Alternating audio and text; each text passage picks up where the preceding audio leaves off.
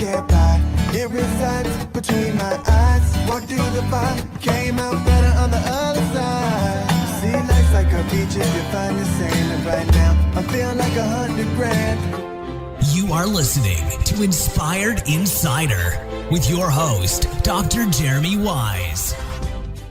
Dr. Jeremy Weiss here, founder of InspiredInsider.com, where I talk with inspirational entrepreneurs and leaders. Today is no different. I have Cory York of Webware. You can check him out at webware.ai. And Cory, before I formally introduce you, I always like to point out other episodes that people should check out of the podcast. This is kind of, kind of mix agency and SaaS. You know, it's kind of the SaaS series. Some of the SaaS interviews that were good. The co-founder of Zapier, Wade Foster, talked about building up Zapier. That was a good one. Pipedrive, one of the co-founders of Pipedrive. That was a crazy story of how he talked about his moving to the US from Estonia, getting married. He also was going through some treatments for brain cancer at the time. So it was kind of a lot of topics covered there. And then on the agency side, Kevin Herrigan of Spinia Tech, he had an agency since 1995, Cory. So it was really interesting to hear the landscape of business, the internet, and agencies throughout the couple decades. So that was an interesting one as well. Check out more on InspiredInsider.com. This episode is brought to you by Rise25. Rise25, we help businesses give to and connect to their dream relationships and partnerships. How do we do that? We do that by helping you run your podcast. We're an easy button for a company to launch and run a podcast. We do the strategy, the accountability, and the execution. Cory, we're kind of like the magic elves that run in the background and make it look easy for the host so they can develop amazing relationships and make great content. We were talking about before hitting record even, people don't realize the strategy and the accountability are more important than even the production part. But for me, the number one thing in my life is relationships. I'm always looking at ways to give to my best relationships. And I found no better way over the past decade to profile the people and companies I most admire and share with the world what they're working on. So if you've thought about podcasting, you should. If you have questions, go to rise25.com or email us at support@rise25.com. I'm excited to introduce Cory York. He's CEO of Webware, which is a digital marketing and AI firm. Cory has over 20 years of experience building companies. He's actually started and grown 2 companies from zero to $14 million plus in annual revenue. He's grown teams to 350 plus during international expansion. He's secured financing from multiple companies and has raised venture capital and has had a successful exit as well. He's built partnerships with large brands like American Express and Shopify, helping launch into international markets. And actually, Cory, it's really interesting. Before starting Webware, I know you founded Gift Cards India, right? And it was India's largest gift card distribution network. He worked with over 500 retailers to power their gift cards across over 70,000 distribution network points, both online and offline. And that includes being the launch partner for Amex prepaid gift card. And he's also helped Shopify in the Indian market when he was the exclusive rights holder to the Indian market back when they were unknown.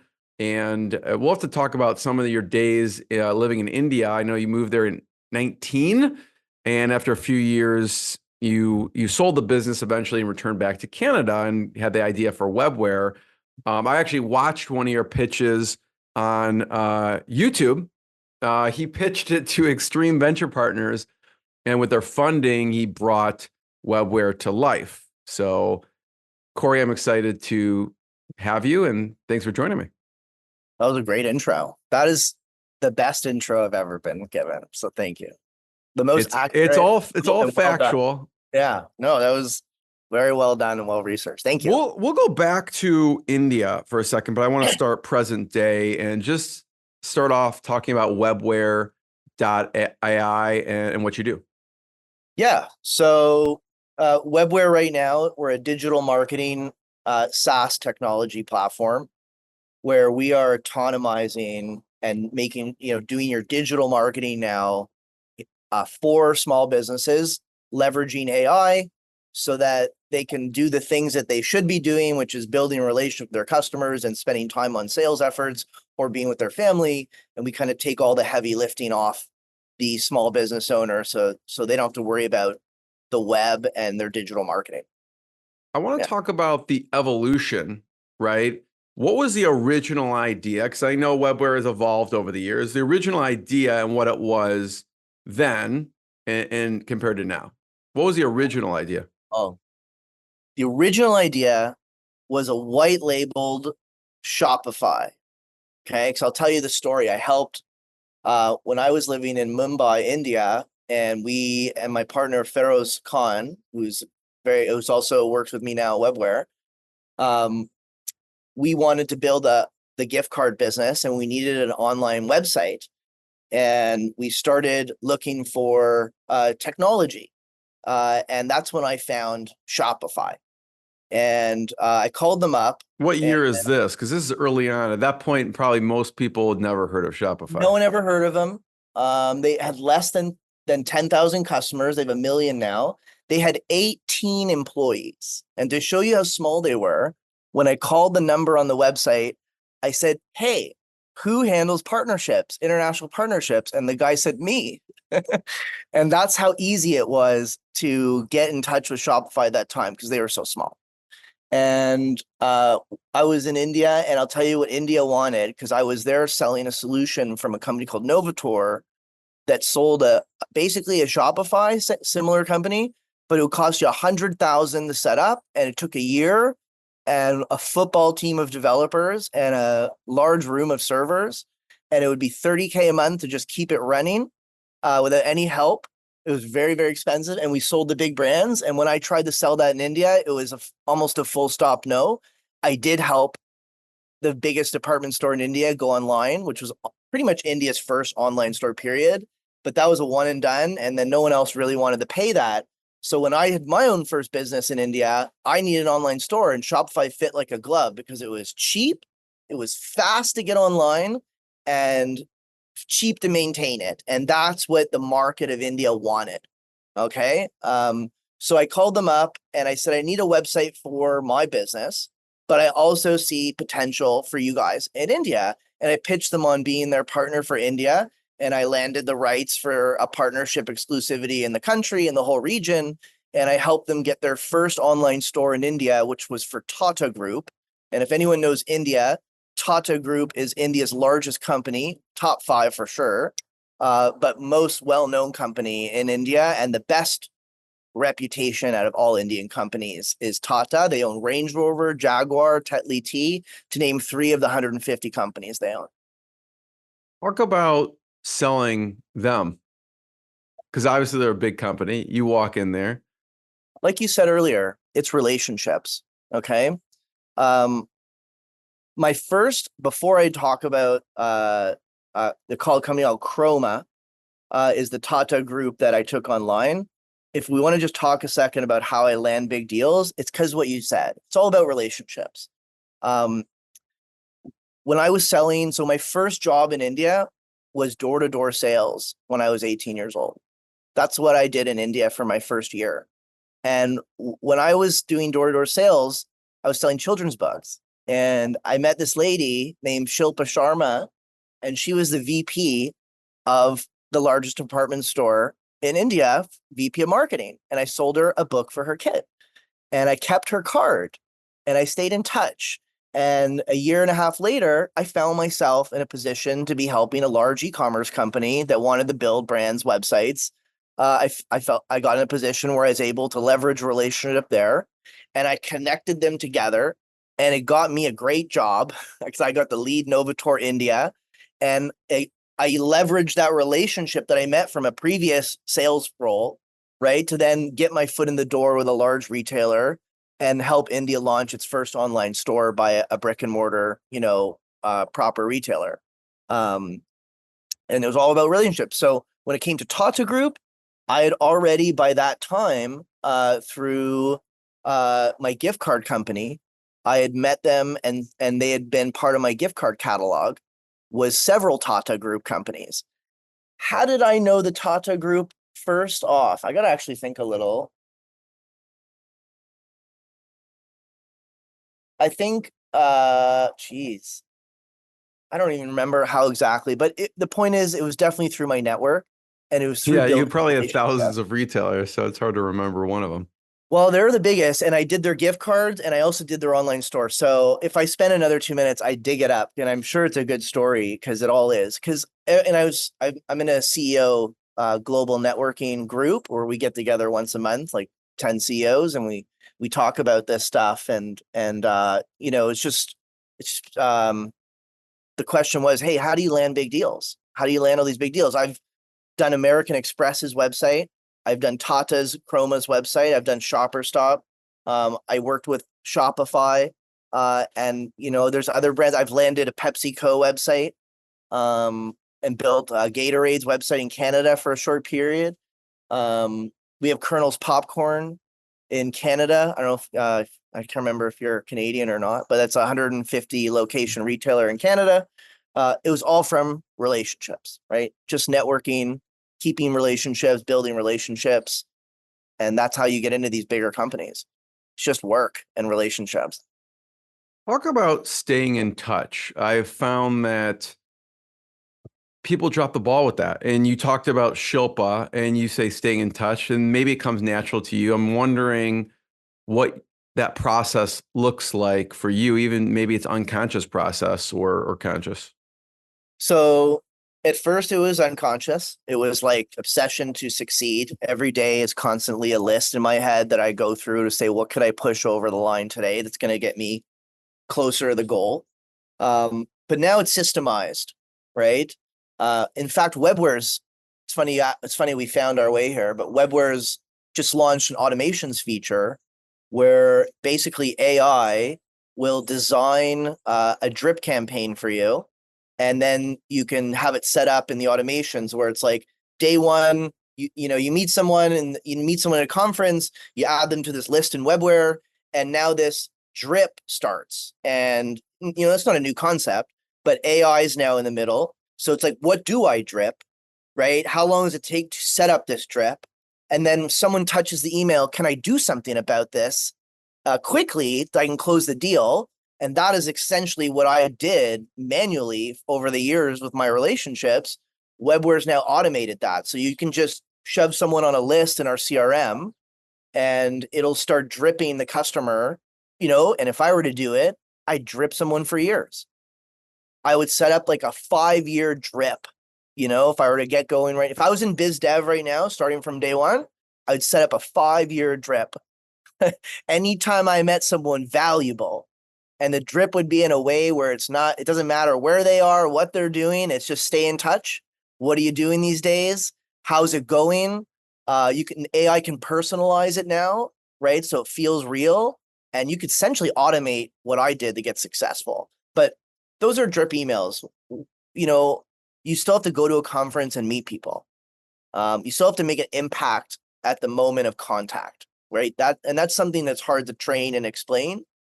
That's something you learn meeting lots of people, and you just got to put yourself in a position where you talk to like 200 people a day, like a waitress or working door to door. You put yourself in any position where you talk to 50 more people in one day, and you do that for like 6 months, you'll actually hone it where you can make an impact immediately on someone. And I don't care if you're an extrovert or an introvert. If you put yourself in the position, you meet 50 people. Hi, how are you? How's it going here? You got to go here. You got to choose that interaction muscle, whether you're introvert, extrovert, you're going to get used to it. You're going to start liking it, and you're going to get good at it. So, Cory, when you were going and doing door-to-door sales, were you actually going door to door? Were you selling Door to- children's books? You were just going from door, knocking on each door? So the way I got to India is, I have a bit of a hard start in my life. I was born to a single mother who died from a drug overdose when I was 13. And my father was a musician, and I never met him.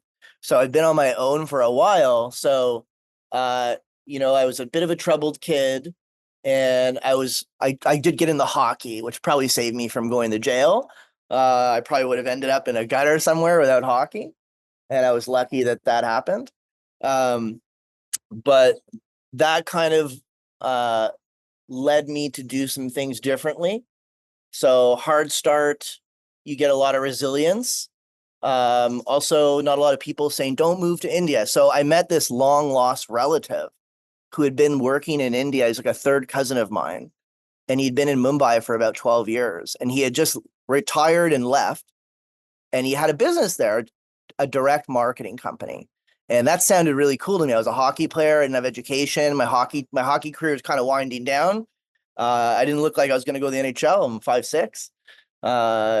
And, I was infatuated with his story. And I'm like, I want to come to Mumbai and see your business. And I got on a plane with him the next time he was going to visit. And we got there. I'm like, let me go in the field. I want to try it. So he's like, go. So I went with this guy, Yogi, and I sold books all day, like door to door with this guy, Yogi. And they explained to me the business model. And it was like, you do this to learn how to interact. You do this to learn how to grind. You do this to learn how to talk. You do this to learn sales and human psychology. Because when you put yourself in front of 100 people a day, you have no choice. And once it positioned to me like that, I was kind of like, let's do this door-to-door thing. So I did it for like a year. And every day I train people and I try and build my team. And it was very, and you're very selling hard. children's books at this point. We're selling personalized children's books where we go and I'd say, hey, how are you today? Do you have kids? And you'd say, yeah. It's okay. Does your kid like Lion King and stuff like that? Oh yeah. Well, here, I got this series of books and they were all kind of Disney themed where I could print it with your kid's name and 3 friends and I'll ship them out to you within 3 weeks. And, what's your kid's name? And I go straight to the form and I learned to assume the sale. And you'd be surprised. Like people just start going, oh, it's, it wasn't Johnny, but I'm going to say it's Johnny, but it was a much different name. I'd actually just hand the clipboard over and like, why don't you write the kid's name in here? Because it would be like, say that again, like, Right. especially as a little white kid from Toronto where I didn't know, I'd be like, Sonia, Akash, like Sonia, but it's different now. But back then it would have threw me off. That's pretty wild. First of all, Cory, I'm sorry to hear about your mom. And I was wondering how you made it to India. So that it's kind of a crazy, windy road. What was like a close rate? Like if you knocked on 100 doors, so I would do 100 doors and sell 12 books. Well, okay. And what was really cool is the person who brought me, his name was Coleman. He would teach me that as long as you do the number, like, the average is 100. If you do 100 a day, you'll sell 12 and you set the pace on your product. And then he would say, okay, now anytime you do 100 doors and you don't sell and you don't hit the number of 12, how to analyze what happened. And it was very simple. It was, did you not do the 100 doors or did you lose your attitude doing it? It was either or. It wasn't complicated. And I would say 90% of the time when he asked me that question, if I didn't hit 12, he was right.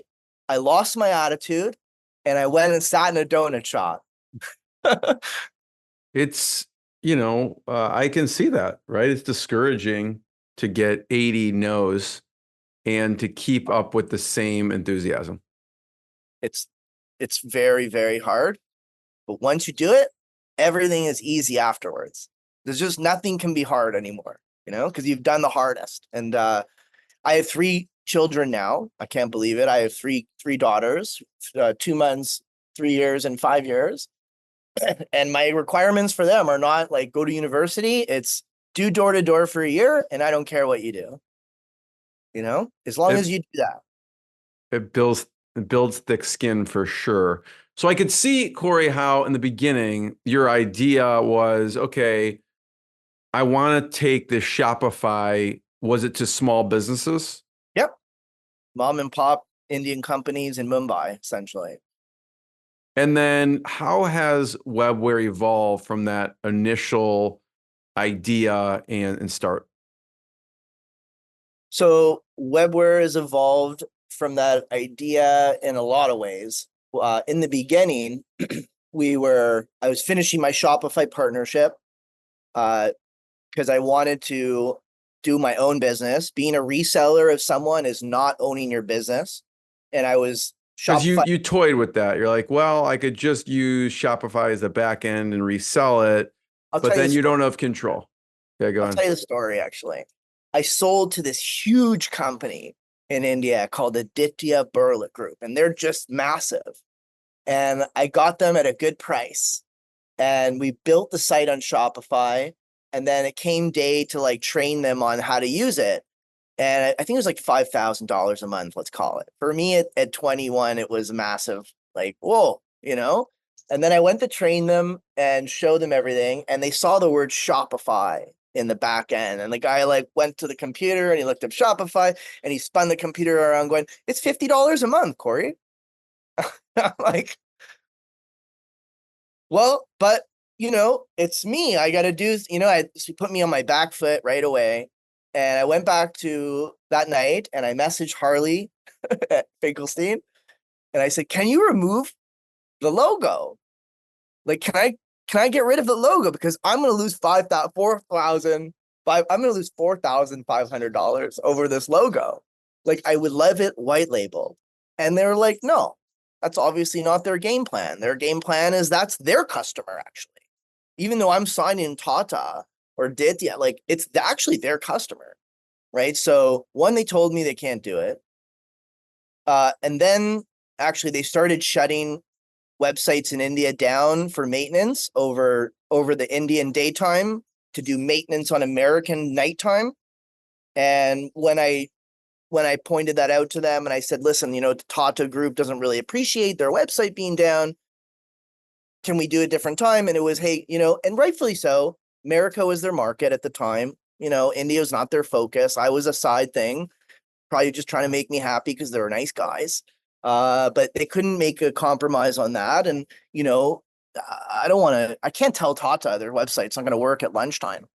You know, it's not good for them. It's not acceptable, right? So at that time, I'd gone to a conference, and I'll tell you, conferences have been key. All my network was built at conferences. So I went to this conference for e-commerce in Mumbai, and it was just starting the bubble. And I met this guy named Ed in the hallway because I can't listen to stuff. I wasn't there to learn. I was there to network. I was like I was back in high school. I can't sit still. It's just me. So I wander the hallways waiting for the social stuff. And there was another guy doing the same thing. And we started talking to each other. I go, what do you do? He goes, I live in Goa, which is a beautiful part of India. Okay. Everyone goes for vacation in Goa. If you're ever in India, go to Goa and go south. And he said, I live in Goa. And for the last 4 years, I've cloned Shopify's system. I'm like, get out of town. You know, like you're my dream. Like, and then he goes, I'm looking for a business partner because I'm a tech guy and I need someone with the sales pizzazz. And I'm like, first of all, I had my Shopify India badge kind of tucked in my jacket and I pulled it out and I was like, you're busted. And he's like, oh shit. I was like, just kidding. I'm terribly upset with them. They're shutting my sites down and I need to do something about it. So if you have what you just said, I'll partner with you. I'll get rid of Shopify. I'll fire them tomorrow and we'll start this business together. And we went off to his hotel room and he showed me the goods. He showed me the software and I fell in love. And me and my girlfriend who just moved to India to join me from Canada, I was like, pack it up. We're moving to Goa. And I told my gift card India partner, you're the CEO now and I'm leaving. I'll stay on the board and I'm leaving and I'm moving to Goa and I'm starting another company with this guy, Ed.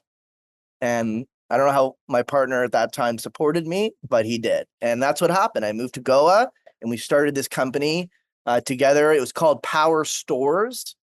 Okay. And we tried to be exactly like Shopify, but in Asia, focusing on Asian market. Right. And we did that for about 5 years, trying to become Shopify of India. And then we failed. We really failed miserably, actually. It was terrible. I picked up a really great investor out of Hong Kong because he was a client that came through my network. and was so infatuated with the product. And he was such an aggressive guy. He flew into Goa from Hong Kong, and he wooed me and wowed me. And he invested in the company, and he was like, "Don't sell, don't do sales, build the product." For like 4 years, maybe 3 years, 3 to 4 years, he would just fund us to build the technology. No pressure to sell. That's actually never, any entrepreneur hearing this can be like, "I've never heard of anything so ludicrous." Okay. It was crazy. He was a crazy guy. And I probably wouldn't be here without him. It's a sad story. He actually went bankrupt, probably because that's the way he would fly. But anyway, that's a different story. But we had done it for like 3 to 4 or 5 years in India and failed. And facing elimination, really facing like 2 months of money left, 50 employees, families. We were looking at death's door. We were literally looking at death's door. I remember my founding partner, Ed, took me for a walk outside our houses in Goa. And it's like, my wife's going to go back to America. His wife was American. My wife, and he was Indian, but he also educated in the US. But he said, my wife's going to travel back to the US and she's going to get a home and I'm going to go join her there because this isn't going anywhere. And he's basically like, I'm going. And they bought a house in America and she moved over there. And he was like packing up, and I went to Canada for Christmas time with my girlfriend and see my family. And I'm like, this isn't over yet. This isn't over yet. And here's what's really cool is me and a friend made brochures and we went door to door in Toronto, right? Going back to day one, going back to like what I learned selling the books, right? Let's make a brochure for Webware. It was called Power Stores. And let's go down St. Clair in Toronto, Popular Street, and let's see what happens. And in one day, we made more money than in the 4 years selling in India. In the one day, going door to door, selling digital marketing platform and service delivery. And I called up my partner who's packing his home in India, gonna move. His wife just bought a home in the US. They're like moving there. And I said, stop packing. Not only did I find a market going door to door, after like 2 months of going door, or called December, January, February, I got the business up to $30,000 in recurring revenue and going door to door. Me and three guys, it was up to 3 guys going door to door every day. And I got lucky again. My network came through. Someone I had met called me up and I was talking to him about my problems. And he goes, "You know what? I just pitched this guy." And he was another founder. He had a startup in car sharing. And he's like, "I just pitched this company and they rejected me, but they would love you. They're tech. I'm car, they're tech. Go meet this guy, Ray Sharma." So I'm like, great. Sharma, I'm an expert with Sharmas at this point. Right. I've sold more books to Sharmas than anyone in the world. Okay. So I go in this room with Ray Sharma, and it's him and 4 other Indian guys are the partners for this company called Extreme Venture Partners. And they're called Extreme Ventures in Toronto, or EVP, they're known as. And for a while, they're the #1 game in Toronto for first check in. Like, I got an idea and a couple, maybe mostly pre-revenue, and they would make a blind bet on the founder. And God bless those guys, because I was on zero money. We had 50 employees, and they're like, "Cory, we like the business." In the first meeting, "We like the business. You got to move back here and you got to repatriate the company. We'll let you bring a couple of employees and we'll give you $400K, for 10%. I'm like, I shook their hands right then and there. And I was so happy to be on my way back to Toronto, and that's how I got You had here. built, the team spent a long time building the product at this point. Now you just have to sell it. What was the offering when you were going door to door in Toronto? It was just a website. That's it. It's $50 a month. We build the website for like $1,000 to build it, and $50 a month to keep it. It was no, and then the products evolve now. Sorry, I think that was your original question. The product now has gone from a website platform to a fully autonomous, semi-autonomous now, with a goal of full autonomy, sales and marketing platform. We're actually well beyond like what a website agency would be or a marketing agency. Like we're now about 80% SaaS. We've converted from 20% SaaS to 80% SaaS in the last 2 years. And we've brought in from the website, we brought in the CRM, right? From the CRM, we brought in payments, right? So you can manage your lead correctly when it comes into your website, right? It makes a lot of sense. No CRM actually sees, hears, and feels what your customer is doing. Like I have it all. We have RevOps team of 25 people, and we have HubSpot, Salesforce. I got every tool you can imagine.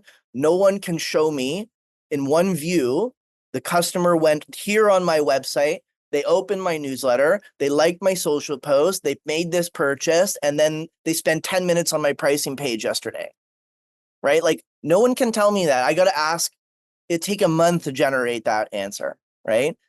While my RevOps team struggles, we're building the product that does it out of the box. And I hope to push my whole organization onto it, although it's not built for the large organizations like mine. We're 300 people.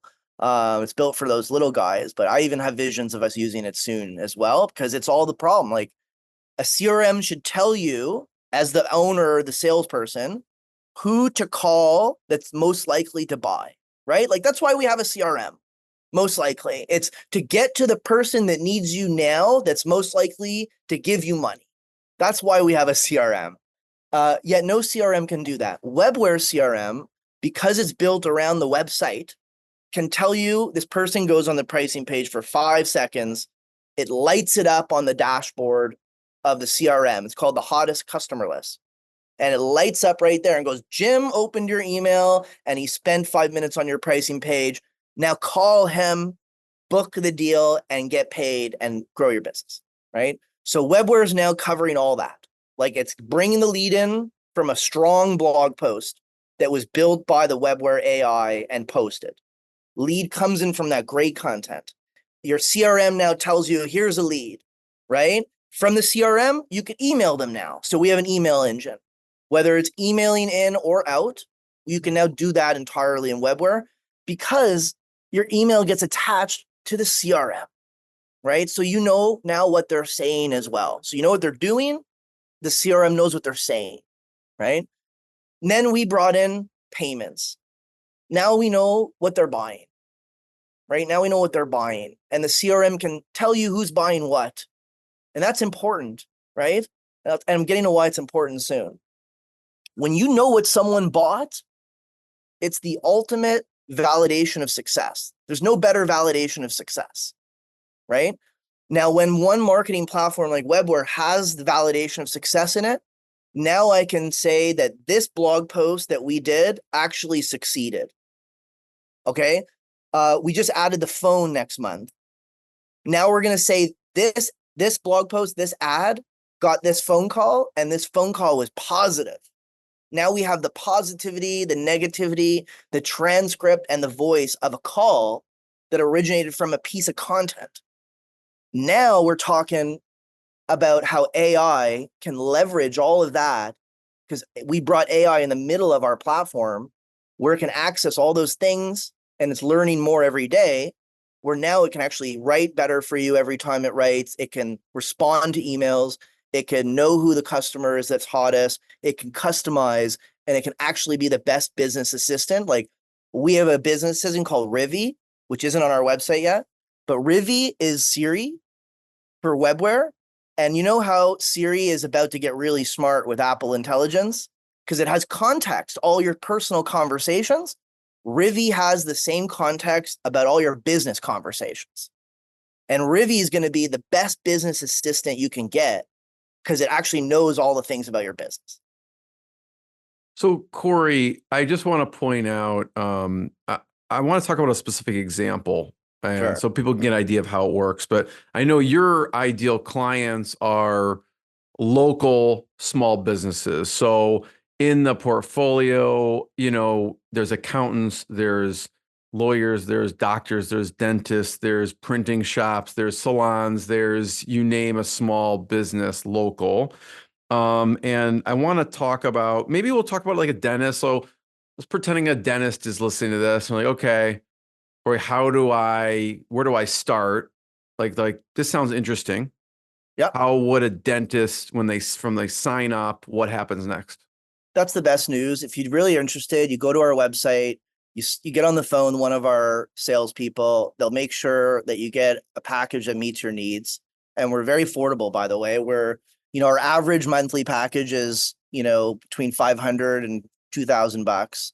So it's super affordable, where you get all these tools that probably replace thousands of dollars. If you're downgrading from a HubSpot, you could save yourself thousands and thousands of dollars. But we'll onboard you and we set the tool up for you. Okay. We know that our types of owners, we don't like startups. We don't like startups. You can still come over and try, but we prefer a business owner that knows they shouldn't do it themselves.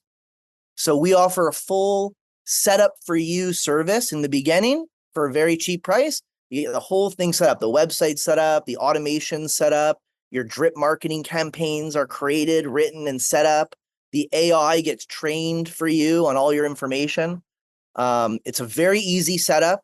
It's almost autonomous, but we do handhold you through the whole thing because we know that's what our clients want. Yeah. And talk about again, you experienced you had a white label experience. We'll call it quote unquote white label experience with Shopify. But you also have a white label option. If an agency's listening, is like, listen, this sounds great. How can I use this and just sell it and do the rest? How does the white label program work?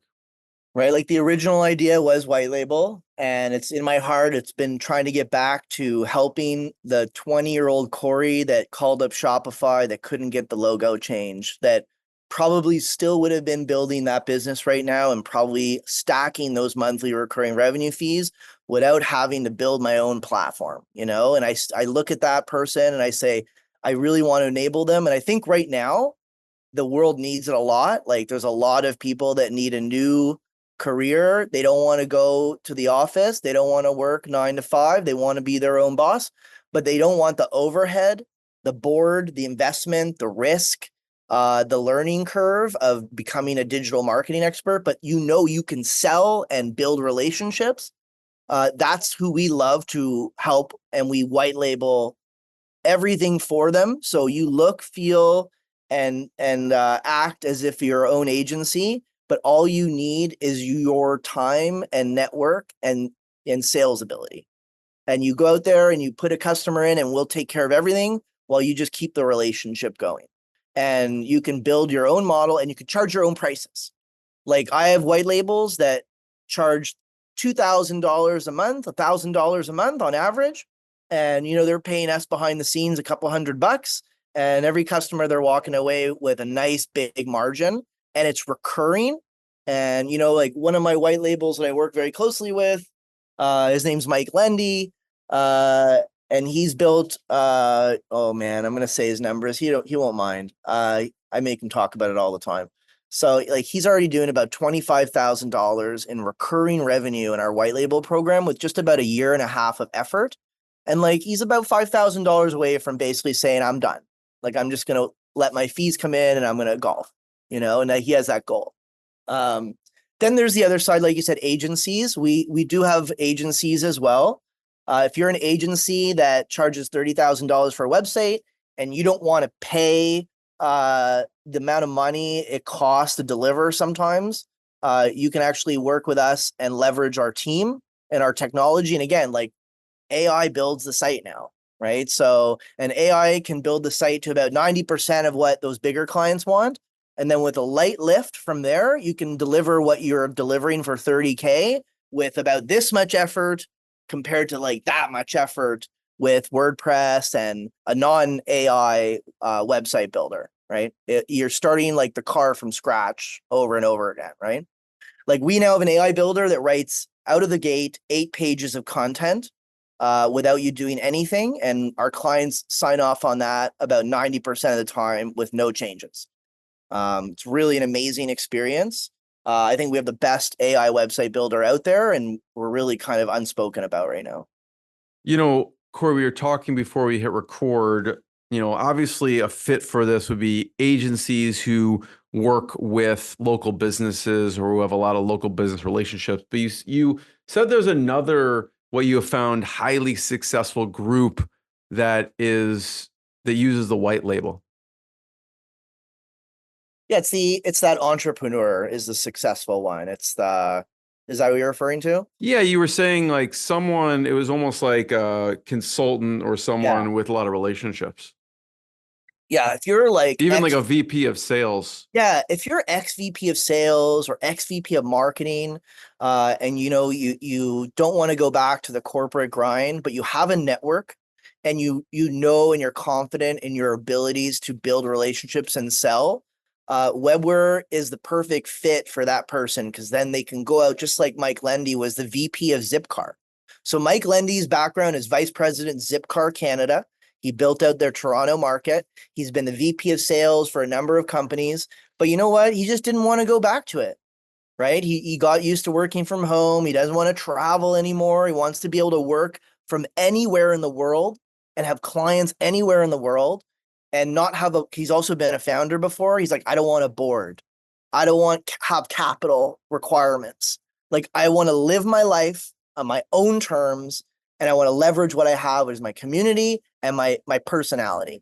And if you have those things, you can come up to Webware and we'll basically make you look like an incredible agency, and we'll deliver on your promises, fully white labeled. And you could essentially go to market and build yourself a recurring revenue stream that's consistent, predictable. And essentially, I run a open office hours for the agency owners every other week, where I just show up and I give them advice on how to grow. And I try and teach them to just follow in my footsteps. Like, hey, remember how I got started? I got my butt off the seat and I went door to door. All these entrepreneurs, they always try and start with like emails. It's like, guys, I didn't email anybody. Like, I got up, I walked in, I said, hi, how are you? Go try it. And suddenly they get a deal. So I teach them what I did, so that they can try and get to $1 million in recurring revenue like we are at. What's been the evolution of the team? Because I know you started off as just you and Ed, and then obviously you got an investment, you grew the team to build the product. Talk about the evolution of the team. We were a sales-led organization. So, and I think that was important. I think if you're a startup, you should be sales-led. I'll tell you why. The hardest thing to get is sales velocity. Okay. And it's the most important metric to selling the company. So if you don't have it, you're not going to get a lot of money for it. So it's the hardest thing to get. So what we would do, if you're product led, you pick the customer and then you try and solve their problem. We were different. We went out there and we sold to everybody in the beginning. Okay. Once we got out of door to door, we made a transition to inside sales. That was a really big moment for us too. I did not grow this business going door to door. My first 200 customers were door to door. Okay. But after that, and we probably wouldn't be here if we didn't do it, we switched to inside sales. And there's a whole miraculous story around it, because when EVP brought me from Canada, they said, hey, we want you to meet this guy named Butch Langlois. And Butch Langlois was the VP of a company inside Rogers Canada, which is the largest telco in Canada. One of them. There's only 3 and they're all massive. And they're like, you got to meet Butch. Butch talks about some inside sales velocity system he's got, but he's at Rogers and they got this product from America and the product sucks, but the sales is really rocking. But Rogers is shutting it down. So I meet this guy, Butch, and Butch is like, he looks at my product and he goes, this is amazing. This is what I needed at Rogers. But Rogers has moved on. They're firing everyone, or they're taking the team into mobile, which basically means everyone's going to leave because everyone's there not for mobile. This certain offshoot they had built in this, weird building away from the core corporate. They had let this company called Outrank flourish, but Outrank's product sucked. So Butch actually brought me into Outrank, and I probably can't tell this story actually. And I walked around Outrank with a fake pass. because they were shutting down. And Butch would walk me up to some. He toured me around, and he basically said, "Everything here's going." And he walked me in, and there was all these young guys, like young guys and girls, like, and they all had music stands, and they're all, some people were standing, and they had the headset on, and they were reading off a book on the music stand, and it was high energy. There was loud music, and it was the coolest thing you ever seen. It was like Boiler Room meets Silicon Valley. Like, it was a nice place, it wasn't a shitty place. Like, so I was like, this is cool. And he's like, Roger's getting rid of everything. So I said, okay. So he walked me up to this guy named Grant, this guy Maurice, and before you know it, we chose 5 people. We took the director of sales, actually, who was the employee of the year at Rogers, and then he came on board, and then he brought his 5 best people. And in one day, we had heisted all these people from Rogers, and I had an inside sales team ready to go, all in the same day, show up ready to work. And we created this script, and we hit the phones like 2 days later, and we haven't looked back. We made sales on the first day on the phones, and it blew my mind because door to door is incredible, and it's a game of numbers, right? How many doors can you do while keeping your attitude? And the biggest problem with attitude is you never know when your sales rep's sitting in a donut shop anywhere. It's not like you track them with a chip. But if you're on the phones in front of you, you can keep the environment super happy. So you can pump in happy gas and music and food and distraction and games and giveaways so that everyone's thrilled every day, and they can even do more volume on the phone. So these guys would do 150, 200 dials a day and be happy. And that really worked. Okay. That worked. We never looked back. And we've built now from 0 to about 14 million in revenues. And over time, if I look at my Stripe account, it would say probably 60 million, 70 million, all generated from cold calling. That's wild. It's wild. And it is the coolest thing. And we have deals in one call. We have one call closes. And I would never believe it until I saw it in front of me over and over again. I would never believe it. Come on. How do you get a $6,000 contract signed in one call? But we do it. And it's powerful. What about from the back end team?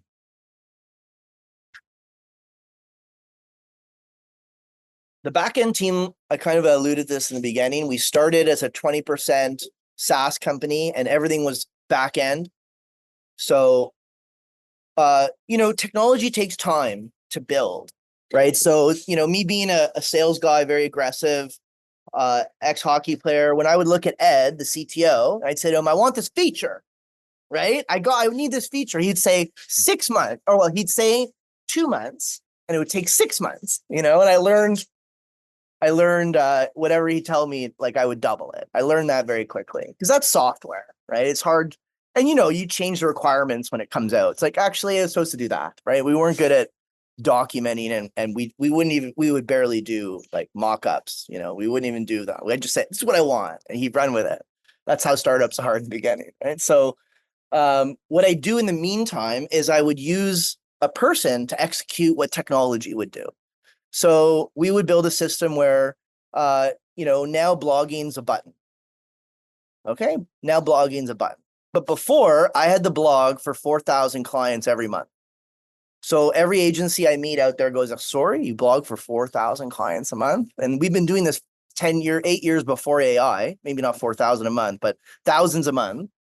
Before AI, how do you do that? We were doing it with people in India, right? We would have the blog written overnight.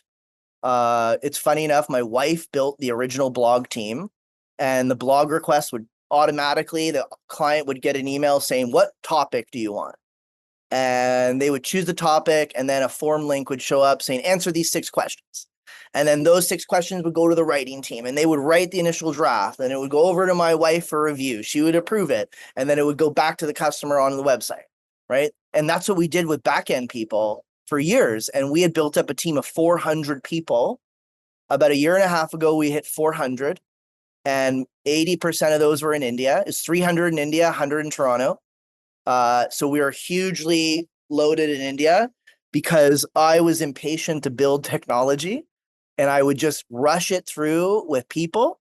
And, in India, I'd leverage, could be $5 an hour is your average hourly rate to run a team like that in India. So I could run those processes, and I leverage the back office to just get things done now while engineering catches up on the software. And I would say now we've finally caught up, right? Now we're 80% automation. And one by one, we've gone through all the people-based processes and built in automation, AI, and that stuff, workflow. So, Cory, from that standpoint, because you spent a lot of time and energy from the company early on with developers and software engineers, does it require less now from like a maintenance perspective? Want to elaborate a little on that? I didn't get it. Yeah, when you originally had that investment from the person and you really built a team of 50 people and you were building out the product, does it now require less kind of people power from like a software development standpoint? More. Actually, it's now, the more people you add, the harder it gets to do things. So it's actually become more painful versus then to build stuff because you need more input. There's more variables. There's more things being affected. So I'd say it's become more challenging. And then, the roadmap is something that always is fluctuating with, digital marketing is a moving target, like SEO algorithms were just updated. Okay. I got 4,000 clients that are following a certain SEO strategy. Now, how do I get those 4,000 clients back on the right SEO strategy, et cetera? Cory, I have one last question. Before I ask it, I just want to thank you for sharing your journey. It's been a crazy road, and I want to encourage people to check out webware.ai to learn more. And I know that your journey has come with a lot of important people, colleagues and mentors. You mentioned Butch and several others. Who are some of your mentors in the business world that have given you good advice and helped you along the way? Great question. Before I tell you that, I got a lot to say on this topic. I'll make it short, but because I work with 4,000 business owners and I run the community, I hear their challenges, and I'll tell you, I feel very deeply about this. I think there's a wave of bad decisions being made over the last few years because of the lack of diligence in selecting their mentor and someone to listen to. I've seen people on Instagram go from comedy to finance advice and people listen. I'm not even joking. So and then people jump into it and they don't ask the backstory. What's the backstory? How did the person get there? And is this person in the place I want to go? And did they get there on the path I have to take? Right? We all listen to these big celebrity almost mentors. Some of these kids always run off to go see them. Some of my sales agents, I'll go off to see who's the guy? Whoever, I can't remember his name, but if you look at his name and what he did, he's handed millions of dollars by his dad. And I look at the sales rep, I'm like, hey, you guys love what he says and his advice. You guys eat it up, but you guys are climbing the same mountain. You want to be a real estate mogul, but to get up that mountain, you got snowshoes on, and that guy took a helicopter, right? How do you take advice from the guy? He's like, yeah, you just do it. Guys, you got to work and you'll get here. Come on. Did your dad hand you a small amount of money, $2 million, So I find a lot of people taking the wrong advice from the wrong person. So I chose my mentors very carefully, and I've had several along the way. And what I find is important is you got to pick the mentor that's sitting in the spot you want to be in next. And they got there with the same equipment that you're available, right? They did it in snowshoes. You gotta find the guy that, if you have snowshoes, you got to find the guy that did it in snowshoes. And if you find that guy, he actually will tell you exactly how to get up the map. He'll be so excited to tell you because you came searching for him. You just got to find him. They're not all famous and they're mostly unbothered by people. And if you call them up, they'll probably love to give you time and advice. But if you find the right person that actually took that route, you can cheat code your way up that mountain really fast. They're going to be like, here's a shortcut. And there's another shortcut when you get there. And if you keep a good relationship with them and you use them as a mentor along that way, they can help you save years of pain. But what's also important is to recognize when you've run out of room with their experience. Okay, that's happened to me because you're moving up, right? So once you got to pick someone also that's at that next stage. You can't pick the billionaire. You got to pick, if you're a student or a director of marketing or a director of sales or someone like director or lower, but your goals are to become a VP, you got to pick the VP and then mimic him and learn from him. But once you become a VP, you got to go find that guy who's the CRO. Right? If you want to become a CRO, you got to now shift your mentor to CRO, because what does the VP know about becoming a CRO? He didn't do it. So a lot of people will keep the same mentor, where I have adjusted my mentors along the way. So in the beginning, my mentor was a second cousin of mine because he was a good, his dad liked him. And then I achieved that. And then I met this guy, Michael, and he had become a VP of sales and he owned his own business, and I mimicked him. And then I met Coleman in India and I was like, wow, how did this guy get to that level? Okay, he had this attitude and effort thing. So I copied him. But then when I hit his level, I had to pick the next person. So it's important you change. Like my latest mentor was a guy named Dan Martell. Okay. Dan Martell is amazing. I don't know if you know him or you've ever come across his content. If you're a SaaS CEO, below 10 million, your startup SaaS CEO, this guy's got gold. Okay. Got to be careful with a few things. Like, he teaches buy your time back. You don't want to buy your time back to where you're not involved in your company. I think that's a little dangerous, but his tutorials on how to run a meeting, how to bust churn, how to think, he's really good at teaching how to think. Really, really strong. He's that stuff, I think that was really helpful to me. But again, and I signed up for Dan's like serious tier. Like I was paying him a ton of money to get into his one-on-one coaching program, which you don't get in the SaaS. Like he's got like 800, 900 customers, SaaS CEOs, and they're at this one level, but you never really meet Dan one-on-one. If you want to pay a certain amount, I won't disclose, but you can get him as a one-on-one. I went for that. And he coached me for like 2 years one-on-one, and it was great. Absolutely great. But, and I would say I probably wouldn't also be here without Dan's help, getting from that $4 to $7 million revenue mark. So when I joined Dan, I was at 4 and I got to 7, right? But when I hit 7, has Dan built a company past 7? I don't think so, right? Dan hasn't built a company to 7 or 10, 20. He's not done that.